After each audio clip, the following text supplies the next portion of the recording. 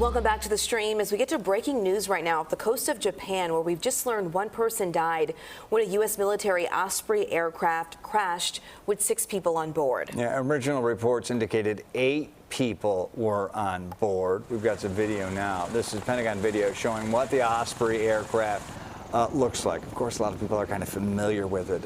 It's kind of very unique design.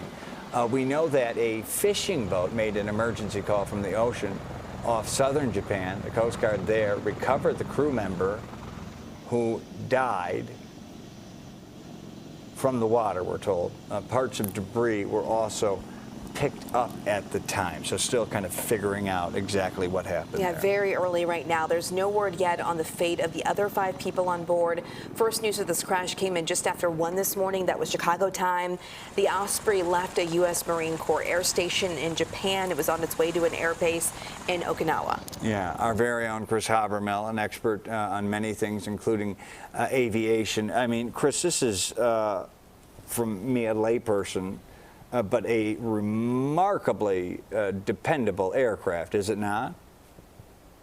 It actually is, and Brad and Audrina, it depends on who you ask. You either love them or hate them or somewhere in between, and a lot of that has to do with its early operational history. The MV-22 Osprey, it basically was designed and first built back in 1989, and they started training on it in 2000, and by the time 2007 rolled around, the U.S. Marine Corps basically got that aircraft out in the field, and as you can see, it's what's called a tilt rotor, and it was the very first type of tilt rotor to be placed in U.S. military service here. It's kind of a hybrid aircraft where you get the best of both worlds, a vertical takeoff and landing, and then those nacelles tilt forward in as little as 12 seconds in order to get you into forward flight. So it has all of the conveniences of a heavy lift helicopter along with the speed of a turboprop aircraft here in forward flight. Now, some of the media reports I've been hearing as of late indicate that this aircraft was offshore en route to Okinawa, southwest of Tokyo near Yakushima Island, and at that point off Yakushima, apparently the left engine was said that at least one witness said it was on fire.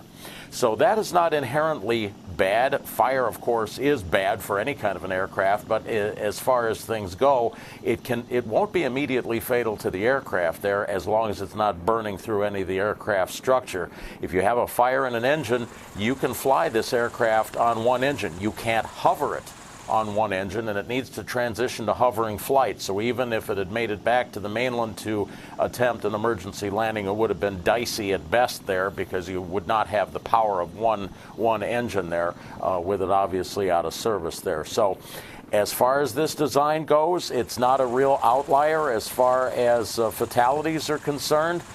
Military aviation is inherently dangerous in a lot of the aspects of what it does, and anytime you carry troops or any kind of a number of people on board an aircraft there, especially a radical design like this one, should something happen, it's always high profile. So it remains to be seen exactly what happened out there, so we hope they at least can recover the other folks that were aboard there. Yeah, we've got to wait and see about the other 5 people on board. Kris, thank you so much for giving us some more insight on this story that's developing. We appreciate it. Thank you, Kris.